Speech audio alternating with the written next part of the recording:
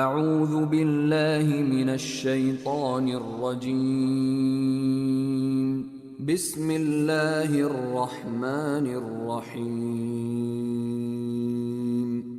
لا يحب اللہ الجہر بالسوء من القول الا من ظلم وكان اللہ سمیعا علیما إن تبدوا خيرا أو تخفوه أو تعفوا عن سوء فإن الله كان عفوا قديرا إن الذين يكفرون بالله ورسله ويريدون أن يفرقوا بين الله ورسله ويقولون نؤمن ببعض ونكفر ببعض ويريدون أن يتخذوا بين ذلك سبيلا أولئك هم الكافرون حقا وأعتدنا للكافرين عذابا مهينا والذين آمنوا بالله ورسله ولم يفرقوا بين أحد منهم أولئك سوف يؤتيهم أجورهم وكان الله غفورا رحيما اعوذ باللہ من الشیطان الرجیم بسم اللہ الرحمن الرحیم الحمد للہ رب العالمین والصلاة والسلام علی نبی الصادق الامین محمد وعلی آلہ وصحبہ اجمعین ومن تبعہم بإحسان الی یوم الدین۔ السلام علیکم ورحمۃ اللہ وبرکاتہ۔ کل ہم نے سورہ نساء کی 147 آیت کے اوپر ختم کیا، جہاں پر 5واں پارہ ختم ہو جاتا ہے، اور آج سے انشاءاللہ 6واں پارہ لا یحب اللہ اس کا آغاز ہوگا، اور یہاں سے تقریباً 20 آیات ہیں جو سورہ نساء کی ہم آج پڑھیں گے، اور اس کے بعد سورہ المائدہ شروع ہو جائے گی۔ یہ جو 20 آیات ہیں، یہاں پر اختتام جہاں آ رہا ہے سورہ نساء کا، تو اس میں آپ تسلسل سے دیکھیں گے کہ یہودیوں کی جو عہد شکنی ہے اور جو ان کی بغاوت رہی، اس کے اوپر تنقید ہے۔ تقریباً وہی تمام موضوعات ہیں جو کہ ہم سورہ بقرہ میں پڑھ چکے تھے، اور اس کے بعد عیسائیوں کے عقیدے میں جو گمراہی شامل ہو گئی، اس کے اوپر انہیں تنبیہ بھی کی گئی ہے، اور دونوں گروہوں کو اہل کتاب کو دوبارہ دعوت دی گئی ہے کہ نبی آخر زماں پر ایمان لے آئیں۔ اور آخری آیت جو ہے وہ پھر وراثت سے متعلق آ جاتی ہے، 176 آیت جو کلالہ کے بارے میں ہے۔ انشاءاللہ یہ سورہ نساء کا اختتام ہوگا، اور اس کے بعد اگلی سورت کا آغاز شروع ہوگا۔ تو ہم 148 سے سورہ نساء کے آغاز کرتے ہیں، جہاں سے 6واں پارہ شروع ہوتا ہے۔ اعوذ باللہ من الشیطان الرجیم بسم اللہ الرحمن الرحیم۔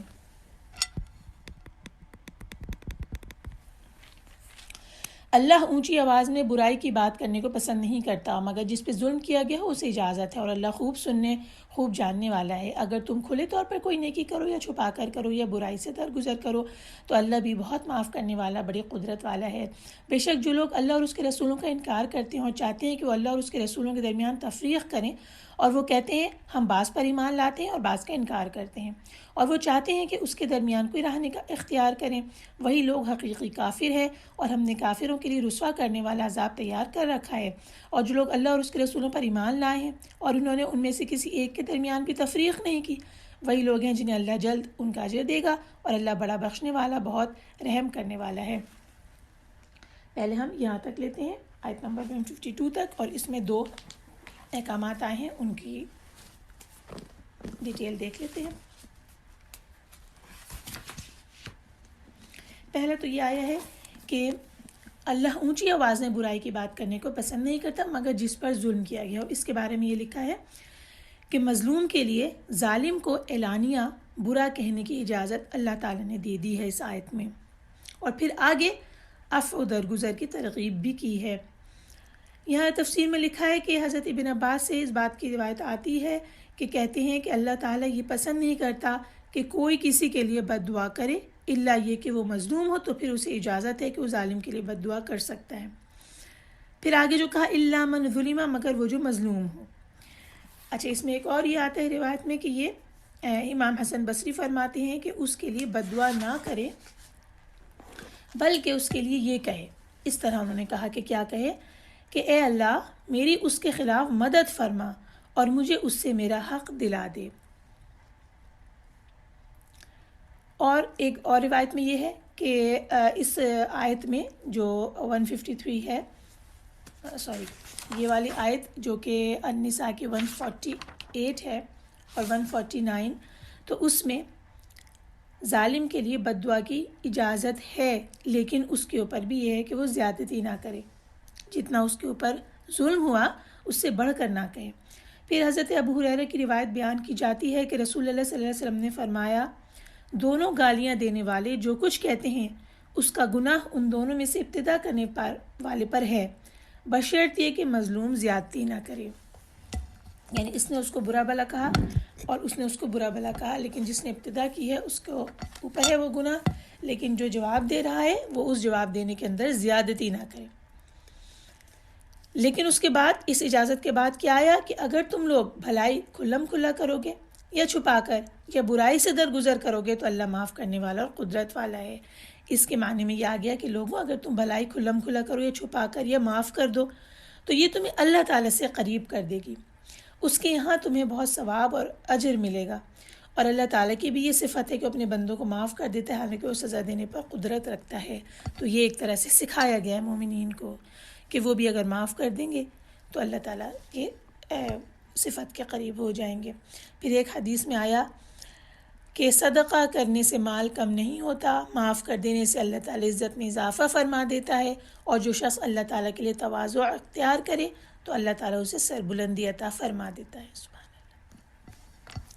اب اس سے کیا بات پتہ چلی کہ اپنے ظلم کے خلاف کھڑے ہونے کی پوری اجازت ہے، بولنے کی کہنے کی بالکل اجازت ہے، اور یہاں تک کہ مظلوم کے لیے بد دعا جیسے ہم نے یہاں پر دیکھا بھی کی اجازت ہے. اور اگر کسی نے برا بھلا کہا ہے تو برا بھلا واپس سے کہنے کی اجازت ہے. اس کے اندر کیا لگا دی شرط کہ جتنی اس نے زیادتی کی ہے ظالم شخص نے اس سے زیادہ یہ نہ کرے مظلوم، ورنہ پھر گناہ اس پہ پڑے گا. اور دوسری بات آگے کیا آ گئی کہ اگر یہ بھی بڑھ کے معاف کر دے تو یہ اس کے حق میں زیادہ بہتر ہے، اور اللہ تعالیٰ معاف کرنے والا ہے. اس کے بعد آ رہا ہے کہ بعض رسولوں کو ماننا اور بعض رسولوں کے ساتھ کفر کرنا. اس کے بارے میں پڑھتے ہیں کہ جو کسی بھی نبی کے ساتھ کفر کرے گا تو گویا اس نے تمام انبیاء کرام کے ساتھ کفر کیا، کیونکہ ہر اس نبی پہ ایمان لانا واجب ہے جسے اللہ تعالیٰ نے اہل زمین کی طرف مبعوث فرمایا ہے. لہٰذا اگر کوئی شخص حسد کی وجہ سے یا عصبیت کی وجہ سے، عصبیت کسے کہتے ہیں، نیشنلزم یا اپنے آپ کو بہتر سمجھنا، یا خواہش کی وجہ سے کسی کی نبوت کا انکار کرتا ہے اور کسی کی نبوت کا مانتا ہے، تو اس کا مطلب یہ ہوگا کہ جن انبیاء پر اس کا ایمان ہے وہ بھی اصل ایمان نہیں ہے، سچا ایمان نہیں ہے. اگر کسی ایک نبی کا بھی انکار کیا اس کا مطلب جس نبی کو مان رہا ہے اس کا ماننا بھی سچا ماننا نہیں ہے، اللہ کی خاطر نہیں مان رہا، بلکہ اس نبی سے کوئی خاص اس کو عقیدت ہے یا غرض ہے یا خواہش ہے جس کی وجہ سے وہ انہیں مان رہا ہے اور دوسروں کا انکار کر رہا ہے.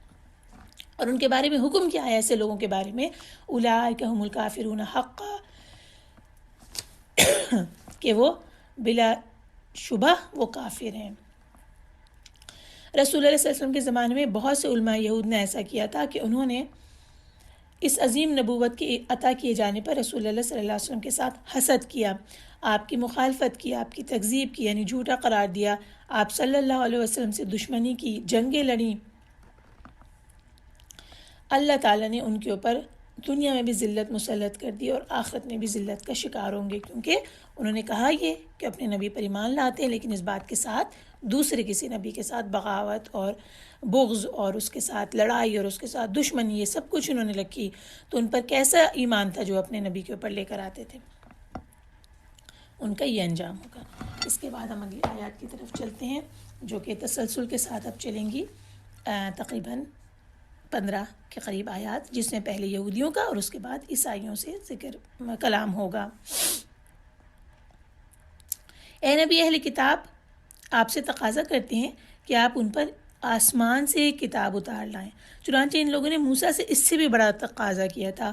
انہوں نے کہا تھا اے موسیٰ ہمیں اللہ بالکل آنکھوں کے سامنے دکھا. پھر ان کے ظلم کی وجہ سے کڑاکے کی بجلی ان پر آ پڑی. پھر ان کے پاس کھلی نشانی آ جانے کے بعد انہوں نے بچڑے کو معبود بنا لیا.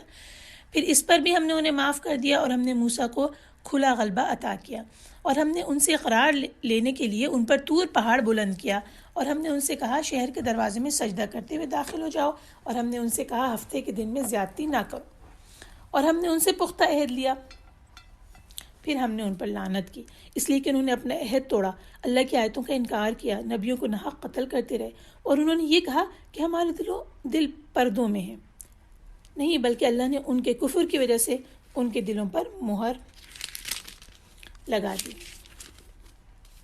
چنانچہ وہ ایمان نہیں لاتے مگر تھوڑے ہی، اور ہم نے ان پر لعنت کی ان کے کفر کی وجہ سے، اور مریم پر بہت بڑا بہتان لگانے کی وجہ سے، اور ان کے یہ کہنے کی وجہ سے کہ ہم نے مسیح عیسیٰ ابن مریم اللہ کے رسول کو قتل کیا، حالانکہ انہوں نے نہ انہیں قتل کیا اور نہ انہیں سولی پر چڑھایا، بلکہ انہیں شبہے میں ڈال دیا گیا، اور بے شک جنہوں نے عیسیٰ کے بارے میں اختلاف کیا وہ ضرور ان کے متعلق شک میں ہیں، ان لوگوں کے پاس ان کے بارے میں کوئی علم نہیں ہے سوائے گمان کی پیروی کے، اور انہوں نے یقیناً انہیں قتل نہیں کیا بلکہ اللہ نے انہیں اپنی طرف اٹھا لیا، اور اللہ بڑا زبردست بہت حکمت والا ہے، اور اہل کتاب میں سے کوئی بھی ایسا نہ بچے گا جو عیسیٰ پر ان کی موت سے پہلے ایمان نہ لے آئے، اور قیامت کے دن وہ ان سب پر گواہ ہوں گے۔ اچھا، یہاں رک کر ہم دو نقطوں کی یہاں پہ وضاحت کر لیتے ہیں کہ ہر اہل کتاب آپ کی موت سے پہلے آپ پر ایمان لے آئے گا، حضرت عیسیٰ کے لیے بات ہو رہی ہے۔ اس کی تفسیر میں یہ لکھا ہوا ہے کہ کوئی اہل کتاب ایسا نہیں بچے گا کہ جو آپ عیسیٰ علیہ السلام کی موت سے پہلے آپ پر ایمان نہ لے آئے، اور پھر قیامت کے دن ان پر آپ گواہ ہوں گے۔ اچھا، حضرت ابن عباس سے روایت ہے کہ ہر اہل کتاب حضرت عیسیٰ ابن مریم کی موت سے پہلے آپ پر ایمان لے آئے گا، اور یہ کب ہوگا؟ جبکہ قبل قیامت سے قبل حضرت عیسیٰ علیہ السلام کا نزول ہوگا۔ اس کے بارے میں بہت ساری احادیث ہیں، میں یہاں پہ صرف ایک حدیث رکھتی ہوں جو کہ مسلم کی حدیث ہے۔ رسول اللہ صلی اللہ علیہ وسلم بیان فرماتے ہیں، آپ دمشق کی مشرقی جانب سفید مینار کے پاس ہلکے زرد رنگ کی 2 چادریں پہنے ہوئے اور اپنے دونوں ہاتھ 2 فرشتوں کے پروں پر رکھے ہوئے نازل ہوں گے۔ جب آپ سر جھکائیں گے تو اس سے پانی کے قطرے گریں گے، اور جب اوپر کریں گے تو اس سے موتیوں جیسی بوندیں گریں گی۔ آپ کی سانس کی ہوا محسوس ہونے کے بعد ہر کافر فوراً مر جائے گا، اور آپ کی سانس کی ہوا آپ کی حد نظر تک جائے گی۔ اور اس کے بعد حدیث سے پتہ چلتا ہے کہ وہ وقت ہوگا جب کہ مسلمانوں کی صف بندی ہوگی، اور تمام اہل کتاب میں سے جو بھی جس کو اللہ تعالیٰ توفیق دے گا حضرت عیسیٰ کے اوپر ایمان لا چکے ہوں گے، اور رسول اللہ صلی اللہ علیہ وسلم کے اوپر ایمان لا چکے ہوں گے، یعنی کہ مومنین میں مسلمین میں شامل ہو چکے ہوں گے، اور اس وقت روئے زمین پر 2 ہی لشکر ہوں گے، ایک عیسیٰ علیہ السلام کے ساتھ مومنین کا، اور دوسرا دجال کے ساتھ دجال کے پیروکاروں کا۔ اچھا، قیامت کے دن وہ ان سب پر کیسے گواہ ہوں گے حضرت عیسیٰ، یہ ہم انشاءاللہ سورہ مائدہ جب آگے پڑھیں گے تو اس میں دیکھیں گے کہ اللہ تعالیٰ کے سامنے کھڑے ہو کر وہ اس بات سے برأت کا اظہار کریں گے کہ انہوں نے عیسائیوں نے انہیں اللہ کا بیٹا قرار دیا، نعوذ باللہ۔ اب ہم 160 سے آگے چلتے ہیں۔ پھر جو لوگ یہودی ہوئے ان کے ظلم کی وجہ سے اور ان کے اکثر لوگوں کو اللہ کی راہ سے روکنے کی وجہ سے ہم نے ان پر کچھ پاک چیزیں حرام کر دیں جو پہلے ان کے لیے حلال تھیں، اور اس وجہ سے بھی کہ وہ سود لیتے تھے حالانکہ انہیں اس سے منع کیا گیا تھا، اور اس وجہ سے بھی کہ وہ لوگوں کا مال ناحق کھاتے تھے، اور ہم نے ان میں سے کافروں کے لیے دردناک عذاب تیار کر رکھا ہے۔ لیکن ان میں سے جو علم میں پختہ اور مومن ہیں وہ ایمان لاتے ہیں اس پر جو آپ پر نازل کیا گیا اور جو آپ سے پہلے نازل کیا گیا، وہ صلاح قائم کرتے ہیں اور زکوٰۃ دیتے ہیں اور اللہ اور آخرت کے دن پر ایمان رکھتے ہیں، وہی لوگ ہیں جنہیں ہم جلد بہت بڑا اجر دیں گے۔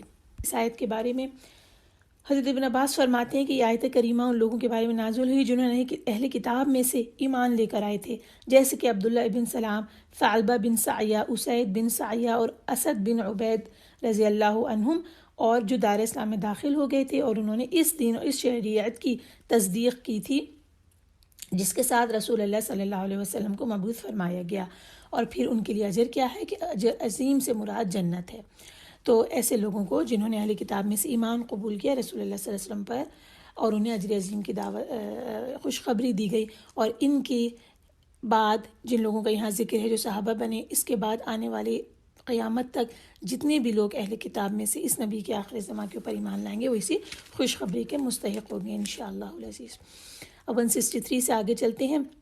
اے نبی، بے شک ہم نے آپ کی طرف وحی کی جیسے کہ ہم نے نوح اور ان کے بعد دوسرے نبیوں کی طرف وحی کی، اور ہم نے ابراہیم، اسماعیل، اسحاق، یعقوب اور ان کی اولاد اور عیسیٰ، ایوب، یونس، ہارون اور سلیمان کی طرف وحی کی، اور ہم نے داؤد کو زبور عطا کی، اور ہم نے کئی رسول بھیجے، اس سے پہلے ہم ان کا حال آپ کے سامنے بیان کر چکے ہیں، اور کئی رسول ایسے ہیں کہ ان کا حال ہم نے آپ کے سامنے بیان نہیں کیا؟ اور اللہ نے موسیٰ سے کلام کیا اور خوشخبری دینے والے اور ڈرانے والے رسول بھیجے تاکہ رسولوں کے بعد لوگوں کے لیے اللہ کو الزام دینے کی کوئی گنجائش نہ رہے۔ اور اللہ بڑا زبردست، بڑی حکمت والا ہے۔ لیکن اللہ نے آپ پر جو نازل کیا وہ اس کی بابت گواہی دیتا ہے کہ اس نے اپنے علم کے ساتھ نازل کیا ہے، اور فرشتے بھی گواہی دیتے ہیں، اور اللہ بطور گواہ کافی ہے۔ بے شک جن لوگوں نے کفر کیا اور لوگوں کو اللہ کی راہ سے روکا، یقیناً وہ دور کی گمراہی میں جا پڑے۔ بے شک جن لوگوں نے کفر کیا اور ظلم کیا، اللہ کے شاہ نشان نہیں کہ وہ انہیں بخش دے، اور نہ یہ شاہ نشان ہے کہ وہ انہیں سیدھی راہ دکھائے، مگر وہ انہیں جہنم کا رستہ دکھائے گا جس میں وہ ہمیشہ رہیں گے۔ یہ اللہ کے لیے بہت آسان ہے۔ لیکن لوگوں کے لیے آئی ہے یہ بات، ان الذین کفروا وظلموا، جو لوگ کفر کرتے ہیں اور جو لوگ ظلم کرتے ہیں، اور ظلم شرک عظیم یعنی شرک، تو ان کو اللہ تعالیٰ جہنم دکھائے گا۔ اے لوگو، یقیناً یہ رسول تمہارے رب کی طرف سے حق لے کر تمہارے پاس آیا ہے، لہٰذا تم ایمان لاؤ، یہ تمہارے لیے بہتر ہوگا، اور اگر تم کفر کرو گے تو آسمانوں اور زمین میں جو کچھ ہے اللہ ہی کے لیے ہے، اور اللہ خوب جاننے والا، خوب حکمت والا ہے۔ اے اہل کتاب، اپنے دین کے بارے میں حد سے نہ گزر جاؤ، اور اللہ کے بارے میں حق بات کے سوا کچھ نہ کہو۔ بے شک مسیح عیسیٰ ابن مریم تو اللہ کا رسول اور اس کا کلمہ ہی ہے جسے اس نے مریم کی طرف ڈالا، اور وہ اس کی طرف سے ایک روح ہے۔ چنانچہ تم اللہ اور اس کے رسولوں پر ایمان لاؤ، اور یہ نہ کہو کہ معبود تین ہیں، اس سے باز آ جاؤ، یہ تمہارے لیے بہتر ہے۔ بے شک اللہ ہی واحد معبود ہے، اور وہ اس امر سے پاک ہے کہ اس کی کوئی اولاد ہو۔ سبحان اللہ۔ آسمان اور زمین میں جو کچھ ہے اسی کا ہے، اور اللہ بطور کار ساز کافی ہے، اللہ بطور وکیل کافی ہے۔ عیسائیوں نے جس طرح حضرت عیسیٰ کے بارے میں غلو کیا ہے، غلو کا مطلب کیا ہے؟ ایگزیجریشن اور مبالغہ کرنا، اس کے بارے میں انشاءاللہ آگے کی صورتوں میں ہم لوگ ڈیٹیل سے پڑھیں گے۔ لیکن یہاں پر ایک دو احادیث ہیں جو آپ کے سامنے رکھتی ہوں کہ عیسیٰ علیہ السلام کے بارے میں وہ حد سے تجاوز کر گئے تھے، اور انہوں نے ان کے بارے میں بہت اونچے درجے کا تصور کیا، اس درجے سے زیادہ جو اللہ تعالیٰ نے ان کو عطا کیا تھا، یہاں تک کہ انہوں نے ان کو نبوت کے دائرے سے نکال کر الہیت، الوہیت تک پہنچا دی، یعنی کہ ان کو الہ بنا دیا، نعوذ باللہ، اور پھر شرک شروع کر دیا۔ تو یہ شروع کہاں سے ہوئی؟ یہ چیز شرک تک کیسے پہنچی؟ یہ چیز غلو سے شروع ہوئی، لا تغلو، اللہ تعالیٰ نے کہا، یعنی کہ حد سے زیادہ نہ بڑھاؤ۔ اچھا، اس کے بارے میں دو احادیث ہمیں ملتی ہیں کہ رسول اللہ صلی اللہ علیہ وسلم نے مسلم امہ کو کیا ہدایت کی ہے۔ حضرت ابن عباس کی حضرت عمر سے روایت کو بیان کرتے ہیں کہ رسول اللہ صلی اللہ علیہ وسلم نے فرمایا، تم میری تعریف میں اس طرح مبالغہ نہ کرنا جس طرح عیسائیوں نے عیسیٰ ابن مریم کی تعریف میں مبالغے سے کام لیا تھا۔ میں تو صرف بندہ ہوں، اس لیے تم مجھے اللہ تعالیٰ کا بندہ اور اس کا رسول کہو۔ اور ایک بخاری کی حدیث جو ہے اس کے اندر کچھ الفاظ زیادہ ہیں، جس میں یہ ہے کہ میں تو صرف اسی کا بندہ ہوں، لہٰذا تم مجھے اللہ کا بندہ اور اس کا رسول کہو۔ پھر اس کے بعد ایک اور حدیث آتی ہے کہ ایک شخص آتا ہے اور کہتا ہے کہ اے محمد، اے ہمارے سردار، ہمارے سردار کے بیٹے، اے ہم میں سے بہترین انسان اور ہم میں سے بہترین انسان کے بیٹے۔ تو یہ سن کر رسول اللہ صلی اللہ علیہ وسلم فرماتے ہیں، اے لوگو، اپنی گفتگو میں بھی تقوی اختیار کرو، کہیں شیطان تمہارے دل و دماغ پہ چھا نہ جائے۔ میں محمد ابن عبداللہ ہوں، میں محمد ابن عبداللہ ہوں، اللہ کا بندہ اور اس کا رسول ہوں۔ اللہ کی قسم میں اس بات کو ہرگز پسند نہیں کرتا کہ تم مجھے اس سے بلند مرتبے پر پہنچاؤ جس سے اللہ تعالیٰ نے مجھے سرفراز فرمایا ہے۔ یہ مصحف احمد کی حدیث ہے۔ تو اس سے یہ بات پتہ چلی کہ رسول اللہ صلی اللہ علیہ وسلم کی شان میں نعت، قصیدہ، کلام کرتے ہوئے بھی تقوی کی روح کو ساتھ رکھنا ہے، شریعت کی دی ہوئی حدود میں رہتے ہوئے ان کی تعریف کرنی ہے، غلو تک نہیں جانا ہے، کیونکہ وہ آگے جا کر شیطان کا رستہ بنتا ہے اور پھر وہ شرک تک پہنچا دیتا ہے۔ اس لیے ایسی نعتوں سے بھی ہمیشہ بچنا چاہیے کہ جن میں شرکیہ کلمات موجود ہوں۔ اس کے بعد ہم آگے چلتے ہیں 172 سے۔ مسیح عیسیٰ ابن مریم کو اللہ کا بندہ ہونے میں کوئی عار نہیں اور نہ مقرب فرشتوں کو عار ہے، اور جو کوئی اللہ کی عبادت کو عار خیال کرے اور تکبر کرے تو اللہ جلد ان سب کو اپنی طرف جمع کرے گا۔ یہاں میں ذرا سا رک کر ترجمے کو روک کر آپ کو یہ بتا دوں کہ عار کیا ہے، کہ برا لگنا، کمتر خیال کیا جانا۔ تو یہاں بتایا جا رہا ہے کہ موسیٰ علیہ السلام کو اللہ کا بندہ ہونے میں کوئی شرم نہیں تھی، اور مقرب ملائکہ کو بھی اللہ کی مخلوق ہونے میں، بندہ ہونے میں کوئی شرم نہیں ہے۔ اس سے آگے چلتے ہیں۔ پھر جو لوگ ایمان لائے اور انہوں نے نیک عمل کیے تو اللہ انہیں ان کے پورے اجر دے گا اور انہیں اپنے فضل سے زیادہ عطا کرے گا، اور جن لوگوں نے اللہ کی عبادت کو عار خیال کیا اور تکبر کیا تو وہ انہیں بہت دردناک عذاب دے گا، اور وہ اللہ کے سوا اپنے لیے کوئی حمایت و مددگار نہیں پائیں گے۔ اے لوگو، تمہارے رب کی طرف سے تمہارے پاس ایک دلیل آ گئی ہے، اور ہم نے تمہاری طرف ایک واضح نور نازل کیا ہے۔ پھر جو لوگ اللہ پر ایمان لے آئے اور اس کے دین کو مضبوطی سے پکڑ لیا تو ضرور انہیں اپنی رحمت اور فضل میں داخل کرے گا اور انہیں اپنی طرف سے سیدھا راستہ دکھائے گا۔ اے نبی، اب یہ آخری آیت شروع ہو رہی ہے اس سورت کی۔ اے نبی، لوگ آپ سے فتویٰ پوچھتے ہیں، کہہ دیجئے اللہ کلالہ کے بارے میں حکم دیتا ہے۔ اگر کوئی شخص مر جائے جس کی اولاد نہ ہو اور اس کی ایک بہن ہو تو اس کے لیے بھائی کے چھوڑے ہوئے مال کا آدھا حصہ ہے، اور اگر بہن کی اولاد نہ ہو تو اس کا بھائی اس کا وارث ہوگا۔ پھر اگر بہنیں 2 یا اس سے زیادہ ہوں تو ان کے لیے بھائی کے چھوڑے ہوئے مال کا 2/3 ہے، اور اگر کئی بھائی بہن مرد اور عورتیں وارث ہوں تو مرد کا حصہ 2 عورتوں کے حصے کے برابر ہوگا۔ اللہ تمہارے لیے وضاحت سے بیان کرتا ہے تاکہ تم گمراہ نہ ہو جاؤ، اور اللہ ہر چیز کو خوب جاننے والا ہے۔ آخری کی 3 آیات کو ہم دیکھتے ہیں۔ آیت نمبر 174 اور 175 میں قرآن نے مختلف مقامات پر اللہ تعالیٰ نے خود قرآن کو مختلف ناموں سے بیان کیا ہے۔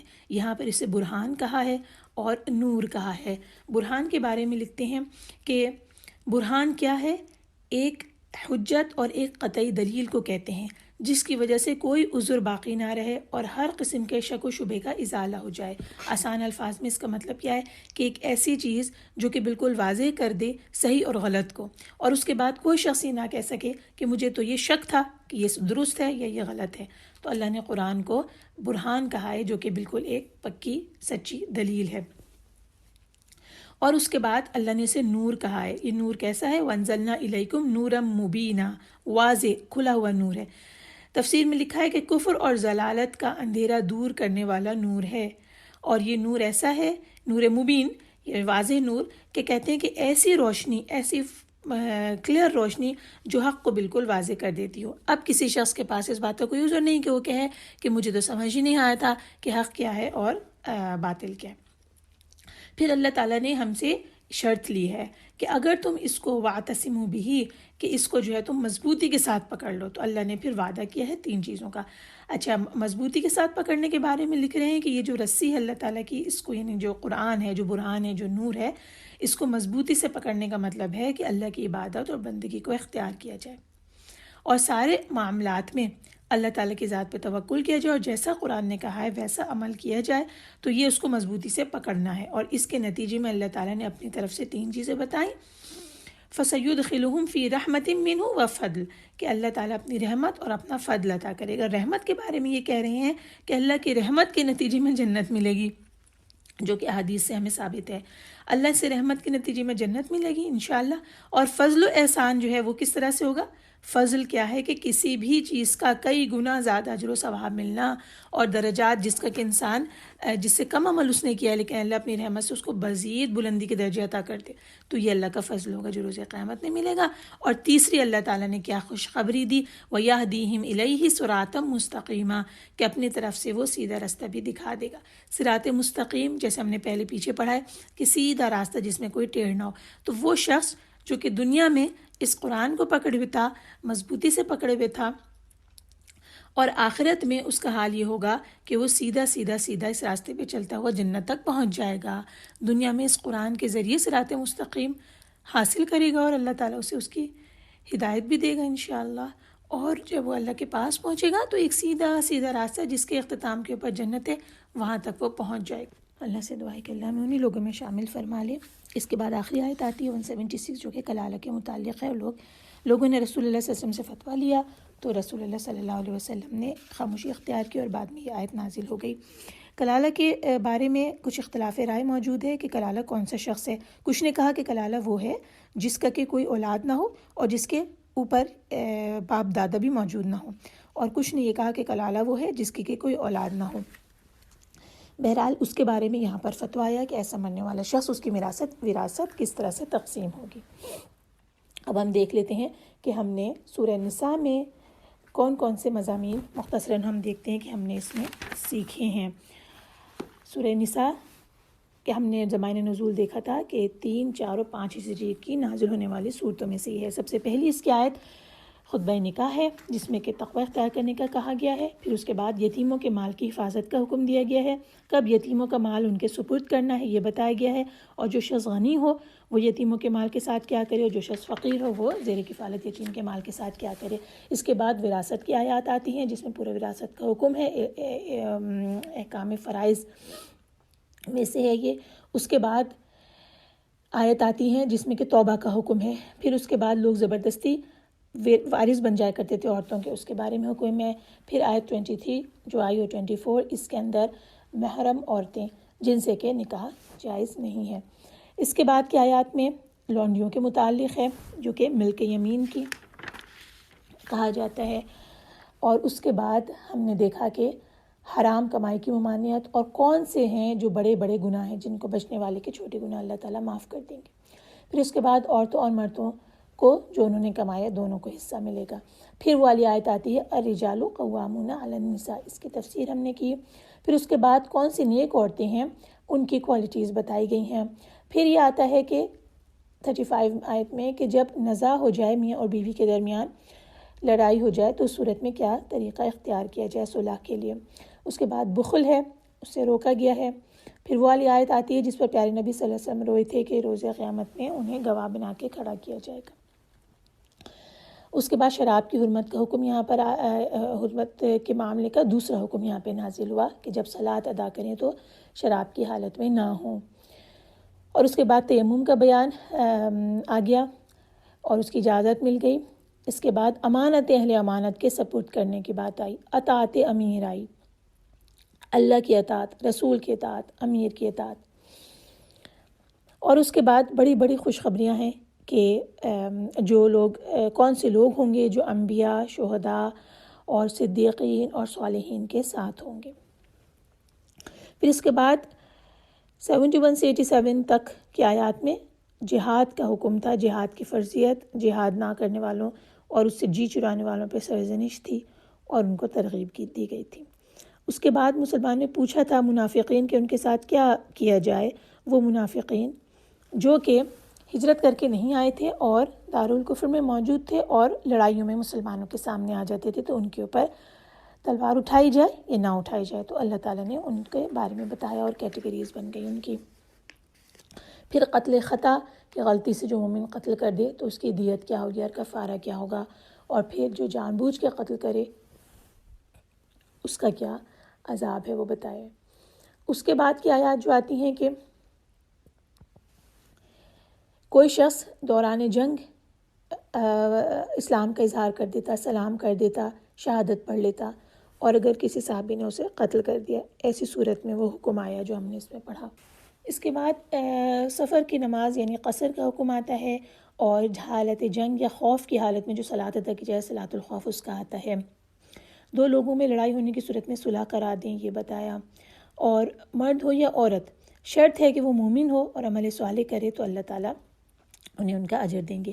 اس کے بعد عورتوں میں عدل کے بارے میں آیا کہ جب تمہاری ایک سے زیادہ بیویاں ہوں تو ان میں عدل کا کیسے کرو اور اللہ تعالیٰ اور انصاف کے لیے ڈٹ جاؤ. قوامین بالقسط شہداء للہ، سچی گواہی دینا اور انصاف کے لیے کھڑے ہو جانا. یہ والی بات آئی. یہ حکم آئے کہ جہاں پر اللہ تعالیٰ کی آیات کا مذاق اڑایا جا رہا ہو وہاں بیٹھنا منع ہے، وہاں سے اٹھ جانا ہے. پھر نفاق کی علامتیں شروع ہوتی ہیں کہ منافقین نماز میں سستی کرتے ہیں.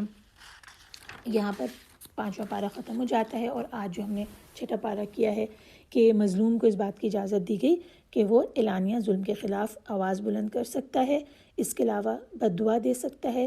اس کے علاوہ جو یہ مفسرین نے یہ بات کہی کہ آواز بلند کرنے میں کیا کیا چیزیں آ سکتی ہیں اور یہ کہ وہ اپنے ظلم کے بدلے میں اتنا ہی ظلم کر سکتا ہے. بعض رسولوں کو ماننا اور بعض رسولوں کا انکار کرنا سب رسولوں کا انکار کرنا ہے. پھر اس کے بعد یہودیوں کو انہوں نے جو کچھ نافرمانیاں کی تھیں یاد دلائی گئی.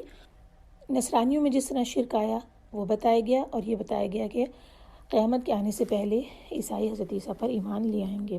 اور پھر آخری آیت جو ہے وراثت سے متعلق دوبارہ آ گئی کلالہ کے بارے میں. اس طرح سورہ نساء اختتام پذیر ہوئی. بسم اللہ الرحمن الرحیم.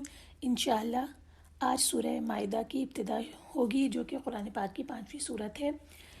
ہم اس سورہ کا زمان نزول، شان نزول اور اس میں جو مباحث آئے ہیں ان کا مختصر مطالعہ کریں گے تفہیم القرآن میں سے، اور اس کے بعد تفسیر ابن کثیر میں سے ترجمہ اور تشریح کریں گے انشاءاللہ۔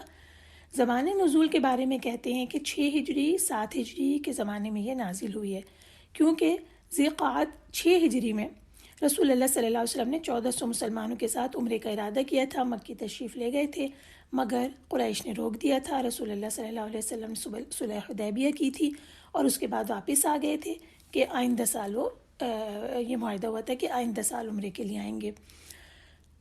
شان نزول کے بارے میں کہتے ہیں کہ سورہ آل عمران اور سورہ نساء کے زمانے سے لے کر اب اس سورہ کے زمانے کے آنے تک حالات میں بہت تبدیلی واقع ہو چکی تھی۔ 3 جنگیں ہو چکی تھیں، اور غزوہ احزاب کے بعد رسول اللہ صلی اللہ علیہ وسلم نے بتا دیا تھا کہ اب کبھی کفار ہمارے اوپر چڑھائی نہیں کریں گے، اور یعنی یہ فتح مکہ سے پہلے نازل ہوئی ہے یہ صورت۔ تو حالات تبدیل ہو چکے ہیں، اور اب عرب میں اسلام ایک ناقابل شکست طاقت نظر آنے لگا ہے۔ خود مدینے کے اندر ایک سسٹم قائم ہو چکا ہے، مساجد میں صلاۃ با جماعت کا نظام بھی قائم ہو گیا ہے۔ ہر بستی اور قبیلے میں جو مسلم ہو گئے ان میں امام مقرر کر دیے گئے تھے، تو اسلامی قوانین بڑی حد تک نافذ ہو چکے تھے اور عدالتیں قائم ہو گئی تھیں۔ لین دین اور خرید و فروخت میں بھی پرانے جو طریقہ کار تھے وہ بند کر دیے گئے تھے، اور نئے جو اللہ تعالیٰ جیسے جیسے احکامات نازل کرتے جا رہے تھے وہ طریقے رائج ہوتے جا رہے تھے۔ وراثت کا مستقل ایک ضابطہ بن گیا تھا، نکاح اور طلاق کے قوانین آ چکے تھے، پردے کے قوانین آئے، اور زنا اور قذف کے سزائیں جاری ہوئیں۔ اور ان تمام چیزوں کے بعد مسلمانوں کی جو معاشرتی زندگی ہے وہ ایک خاص سانچے میں اب اس سورہ کے نازل ہونے تک ڈھل چکی تھی۔ ایک اور بات یہ تھی کہ صلح حدیبیہ سے پہلے تک یہ رکاوٹ تھی کہ ہر کچھ سال کے بعد ایک جنگ ہو رہی ہوتی تھی، کچھ مہینوں کے بعد بلکہ ایک نہ ایک جنگ ہو رہی تھی، اور ایک مسلسل کشمکش تھی جس میں وہ الجھے ہوئے تھے۔ لیکن اب حدیبیہ کے بعد سکون آیا تھا اور معاہدہ ہو گیا تھا جس میں کہ دونوں فریق ایک دوسرے سے ہاتھ روک لیا گیا تھا۔ اب اس عرصے میں رسول اللہ صلی اللہ علیہ وسلم کو وہ مہلت میسر آئی کہ دعوت کا دائرہ مزید وسیع کر دیا، اور رسول اللہ صلی اللہ علیہ وسلم نے جو آس پاس کے علاقے تھے اس میں اسلام کی دعوت کو پھیلانا شروع کیا۔ رسول اللہ صلی اللہ علیہ وسلم نے دوسرے ممالک یعنی کہ ایران، روم، مصر اور عرب کے بادشاہوں کو خطوط لکھنے شروع کیے، رئیسوں کو، قبیلے کے رئیسوں کو اور قوموں کے سربراہوں کو خطوط لکھنے شروع کیے۔ تو یہ وہ زمانہ آ چکا تھا۔ اب اس میں بتایا جا رہا ہے کہ اس صورت میں کون کون سے بڑے بڑے سے مباحث یعنی کہ کون کون سے بڑے بڑے مضامین آئے ہیں۔ اس پہ غور کیجیے گا کہ اس سلسلے میں مسلمانوں کو اب سفر حج کے آداب بتائے جا رہے ہیں، شاعر اللہ یعنی اسلام کی جو نشانیاں ہیں ان کے احترام کے بارے میں کہا جا رہا ہے، کھانے پینے کی چیزوں میں حلال اور حرام کے حدود قائم کیے جا رہے ہیں، پھر اہل کتاب کے ساتھ کھانے پینا اور ان کی عورتوں کے ساتھ نکاح کرنے کی اسی صورت میں اجازت دی گئی ہے۔ وضو، غسل، تیمم اس کے بھی قاعدے اس میں آئے ہیں، اور اس میں اب وہ والی حکم آئے گا خمر کے بارے میں، شراب کے بارے میں جو قطعی حرام قرار دیا گیا۔ اسی سورہ میں قسم توڑنے کا کفارے کے بارے میں آئے گا۔ مسلمانوں کو عدل قائم کرنے کی نصیحت کی گئی ہے، اور پھر یہود و نصارہ یہ بتایا گیا کہ آپ یہود اور نصارہ دونوں کے نے جو معاہدوں کے ساتھ کیا، جو اللہ تعالیٰ کے ساتھ انہوں نے قائم کیے تھے معاہدے، ان کے ساتھ جو انہوں نے سلوک کیا آپ وہ نہ کرنا، تاکہ آپ لوگ اس انجام سے دوچار نہ ہوں جس سے وہ دوچار ہوئے تھے۔ اس کو بھی دیکھیں گے۔ اور اس کے بعد یہاں پر خاص طور پر اس صورت میں عیسائیوں کو، کیونکہ رسول پاک صلی اللہ علیہ وسلم اب مختلف جگہوں پر عیسائی ریاستوں کے کو خطوط بھی لکھ رہے تھے اور اسلام کی دعوت دے رہے تھے، اب اس صورت میں عیسائیوں کو تفصیل کے ساتھ خطاب کیا گیا ہے، ان کے عقائد کی غلطیاں بتائی گئی ہیں اور انہیں رسول اللہ صلی اللہ علیہ وسلم پر ایمان لانے کی دعوت دی گئی ہے۔ اس صورت کو پڑھتے ہوئے ہمیں ایک ایک دو آیتوں کے بعد رکنا ہوگا اور اس کی تشریح دیکھنی ہوگی، کیونکہ آپ دیکھیے گا کہ یہ آیات محکمات ہیں اور ان میں بہت اہم احکامات دیے گئے ہیں ہر آیت کے اندر۔ اللہ کے بابرکت نام کے ساتھ ابتدا کرتے ہیں۔ اعوذ باللہ من الشیطان الرجیم، بسم اللہ الرحمن الرحیم۔ اے لوگو جو ایمان لائے ہو، معاہدے پورے کیا کرو، تمہارے لیے چوپائے مویشی حلال کیے گئے ہیں سوائے ان کے جن کے نام تمہیں پڑھ کر سنا دیے جائیں گے، جب تم احرام کی حالت میں ہو تو شکار کو حلال نہ جانو، بے شک اللہ جو چاہتا ہے فیصلہ کرتا ہے۔ اے لوگو جو ایمان لائے ہو، اللہ کی نشانیوں کی بے حرمتی نہ کرو، اور نہ ادب والے مہینوں کی، نہ حرم میں قربان ہونے والے، اور نہ پٹے پہنائے جانوروں کی، اور نہ بیت الحرام کا قصد کرنے والوں کی۔ وہ اپنے رب کا فضل اور اس کی رضا تلاش کرتے ہیں، اور جب تم احرام کھول دو تو شکار کر سکتے ہو، اور کسی قوم کی دشمنی تمہیں صرف اس لیے ان سے زیادتی کرنے پہ آمادہ نہ کرے کہ انہوں نے تمہیں مسجد حرام سے روک دیا تھا۔ اور تم نیکی اور تقوی کے کاموں میں ایک دوسرے کی مدد کرو، اور گناہ اور زیادتی کے کاموں میں باہم مدد نہ کرو، اور اللہ سے ڈرو، بے شک اللہ سخت عذاب دینے والا ہے۔ 2 آیتیں ہم نے پڑھی ہیں، پہلے ان کی تشریح ہم دیکھتے ہیں۔ یا ایھا الذین آمنوا اوفوا بالعقود، اپنے عقود کی پابندی کرو۔ اب دیکھتے ہیں کہ عقود کیا ہے۔ اچھا اس میں ایک بات آ رہی ہے جو میں نے کہا کہ میں بیان کر دوں، کہ عبداللہ ابن مسعود رضی اللہ تعالیٰ عنہ جو ہیں وہ لوگوں سے کہتے تھے کہ اے لوگو، جب تم اللہ کا یہ فرمان سنو یا ایھا الذین آمنوا، تو خوب غور سے سنا کرو، کیونکہ یہ کوئی خیر کی بات ہوتی ہے جس کا اللہ تعالیٰ نے حکم دیا ہوتا ہے، یا یہ کوئی شر کی بات ہوتی ہے جس سے اللہ تعالیٰ نے منع فرمایا ہوتا ہے۔ جب بھی آیات قرآن میں آئیں یا ایھا الذین آمنوا والی، تو اس کے بعد والی بات کو بہت غور سے سننا چاہیے۔ تو اب حکم پہلا یہ آ رہا ہے کہ اوفوا بالعقود، اس کے بارے میں کہتے ہیں عقود سے مراد معاہدے ہیں، اور اس سے مراد وہ اقرار ہیں جو لوگ قسمیں اٹھا کر کیا کرتے ہیں۔ علی بن ابو طلحہ نے ابن عباس سے اس آیت کی تفسیر میں روایت کیا کہ معاہدے کون سے ہیں جنہیں پورا کیے جانے کا یہاں حکم ہے، تو کہہ رہے ہیں کہ معاہدے وہ ہیں کہ اللہ تعالیٰ نے جو حلال اور جو حرام قرار دیا ہے، اور جو فرائض اور حدود قرآن میں مقرر کی گئی ہیں، ان کی پابندی کرو اور انہیں نہ توڑو۔ اچھا سورۃ الرعد میں آتا ہے والذین ینقضون عہد اللہ من بعد میثاقہ، اور وہ لوگ جو اللہ سے عہد واسق کر کے اس کو توڑ ڈالتے ہیں۔ تو اب اس کا مطلب یہاں سے بھی سمجھ میں آیا، سورہ رعد سے بھی، اور کہ وہ لوگ جو کہ توڑ دیتے ہیں معاہدوں کو۔ اور اب یہاں بھی سمجھ میں آیا کہ معاہدے کون سے ہیں۔ تشریح سے پتہ چلا کہ معاہدے سے مطلب جو اللہ کے ساتھ ہوئے، یعنی کہ حلال کو حلال کریں گے، حرام کو حرام سمجھیں گے، جو فرائض عائد کیے گئے ہیں انہیں پورا کریں گے، اور جو حدود قرآن میں مقرر کی گئی ہیں ان کی پابندی کریں گے، یہ عہد ہے۔ تو ان عہدوں کو توڑنے سے منع کیا گیا۔ اوفو بالعقود، عہد کو پورا کرو، معاہدوں کو پورا کرو۔ اور اس کے بعد آ گیا کہ چوپائے جانور جو حلال کیے گئے۔ اچھا اب یہاں پہ پہلی آیت کے اندر حلال جانور کے آئے ہیں، سوائے اس کے جو آگے ڈیٹیل آ جائے گی کہ جو تمہارے لیے حرام قرار دیے گئے۔ حلال کون سے ہیں؟ تمہارے لیے چوپائے جانور حلال کیے گئے جو چرنے والے ہیں۔ تفسیر میں یہ لکھا ہے کہ اس سے مراد اونٹ، گائے اور بکریاں ہیں۔ ابن جریر فرماتے ہیں کہ عرب بہیمۃ الانعام انہی جانوروں کو کہتے ہیں۔ اس کے بعد یہ آیا کہ احرام کی حالت میں شکار کو حلال نہ کرو۔ اس کے بعد یہ آیا کہ بیت اللہ اور حرمت والے مہینوں کا احترام کرو۔ اچھا اس کو شعائر اللہ کہا گیا۔ ابن عباس فرماتے ہیں کہ شعائر اللہ سے مراد مناسک حج ہیں۔ امام مجاہد کا قول ہے کہ صفا، مروہ ہدی کے جانور اور اونٹ شعائر اللہ میں سے ہیں۔ ہدی مطلب یعنی قربانی کے جانور۔ اچھا یہ وہ نشانیاں تھیں جو کہ اللہ تعالیٰ کے لیے اور حج کے لیے کی نشانیاں تھیں۔ یہاں تک کہ زمانے جاہلیت میں بھی یہ جو قربانی کے جانور تھے جن کے گلوں میں پٹے ہوتے تھے، یہ شعائر اللہ ہی کی نشانیاں ہوا کرتے تھے۔ اور اس کے بعد حرمت والے مہینوں کی عظمت کرو، یعنی احترام کرو، پاسداری کرو اور اس میں جنگ نہ کرو۔ اس کے بارے میں یہ ہے کہ رسول اللہ صلی اللہ علیہ وسلم نے فرمایا، حجۃ الوداع کے موقع پہ فرمایا کہ زمانہ اب اپنی اسی حالت میں لوٹ آیا ہے جس دن اللہ تعالیٰ نے آسمان اور زمین کو پیدا فرمایا تھا۔ سال کے مہینے 12 ہیں جن میں سے 4 حرمت والے ہیں، 3 مسلسل ہیں، ذوالقعدہ، ذوالحجہ اور محرم، اور 1 رجب جو جمادی اور شعبان کے درمیان ہے۔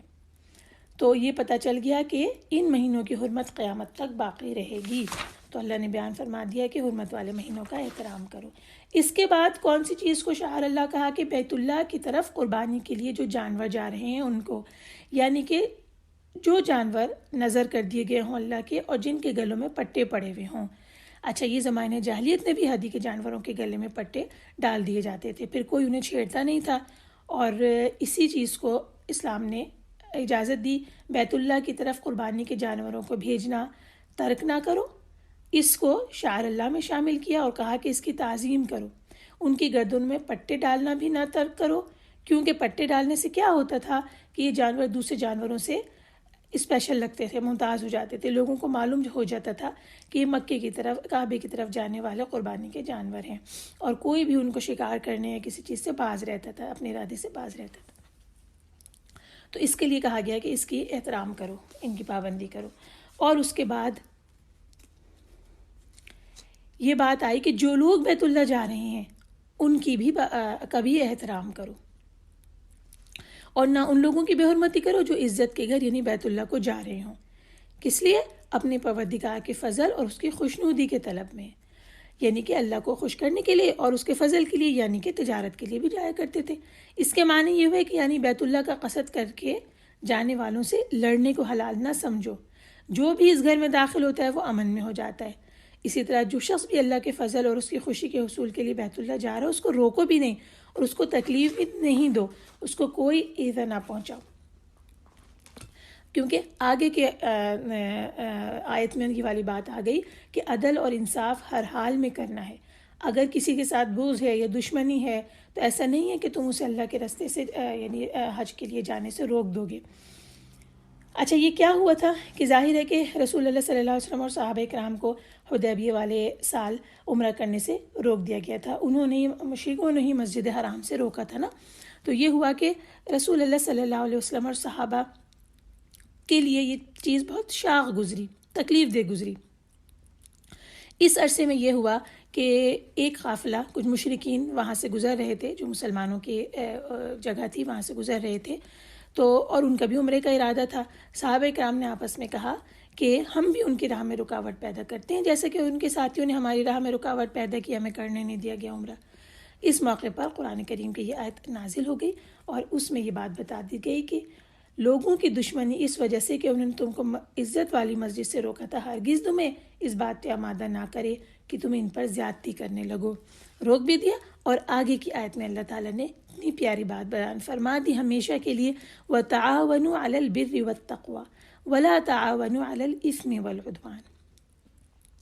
دو چیزوں میں تعاون کرنا ہے، ایک بر اور دوسری تقوی میں۔ بر یعنی نیکی اور تقوی ہمیں پتہ ہے کہ تقوی اللہ کا خوف، ان دونوں میں آپس کے میں لوگوں کو ایک دوسرے کے ساتھ تعاون کرنا ہے، لیکن جہاں پر بھی اثم اور عدوان ہو رہا ہے وہاں ایک دوسرے کے ساتھ تعاون نہیں کرنا ہے۔ اب یہاں پہ امام ابن جریر فرماتے ہیں کہ اثم کیا ہے؟ اثم یہ ہے، الف سامیم، اثم یہ ہے کہ جس بات کے کرنے کا اللہ نے حکم دیا ہے اسے ترک کر دیا جائے، اسے نہ کیا جائے، تو یہ اثم ہوگا۔ اور عدوان کیا ہے کہ اللہ تعالیٰ نے جو حدود مقرر کر دی ہیں اس سے آگے بڑھا جائے۔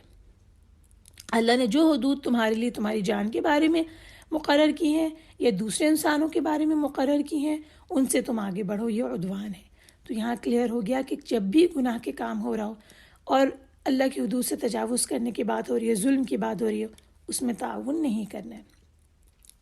پھر یہاں اس بات میں احرام میں جو کے دوران شکار کرنے کو حرام قرار دیا گیا تھا، آگے یہ کہا گیا کہ جب احرام اتار دو تو تمہیں اختیار ہے کہ تم شکار کرو۔ تیسری آیت پڑھتے ہیں، تمہارے لیے حرام کیے گئے ہیں مردہ جانور، خون، سور کا گوشت اور جس پر اللہ کے سوا کسی اور کا نام پکارا جائے، اور گلا گھٹ کر مرنے والا، چوٹ سے مرنے والا، اوپر سے گر کر مرنے والا، سینگ لگ کر مرنے والا، اور وہ جانور بھی جسے درندے کھا جائیں سوائے اس کے جسے تم ذبح کر لو، اور جو آستانوں پر ذبح کیا جائے، اور یہ کہ تم فال کے تیروں سے قسمت معلوم کرو، یہ سب گناہ کے کام ہیں۔